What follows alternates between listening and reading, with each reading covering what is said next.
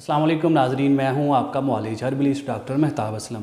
नाज़रीन, जैसा कि रमज़ानुल मुबारक में मौसम की शिद्दत की वजह से प्यास जो है वो बार बार महसूस होती है और प्यास की शिद्दत में जो है वो अक्सर लोगों को ज़्यादा महसूस होती है, जिसकी वजह से उनका ब्लड प्रेशर लो हो जाता है या उनकी तबीयत ख़राब हो जाती है। तो प्यास की शिद्दत को कम करने के लिए एक बहुत ही एक मुजरब किस्म का एक आसान सा एक टोटका, एक शरबत है लीमू का शरबत। इसे आप तैयार करके इस्तेमाल करें।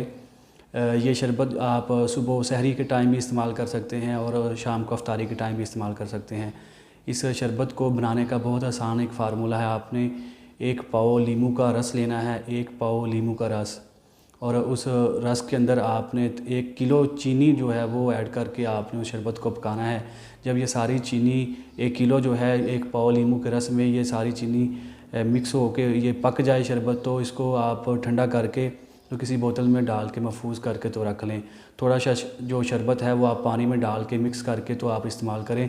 इस शरबत की खसूसियत ये है कि इस शरबत के इस्तेमाल करने से आपको प्यास जो है वो बिल्कुल महसूस नहीं होगी। या अगर आप सहरी में इस्तेमाल करते हैं तो सारा दिन आपका पुरसकून गुजरेगा।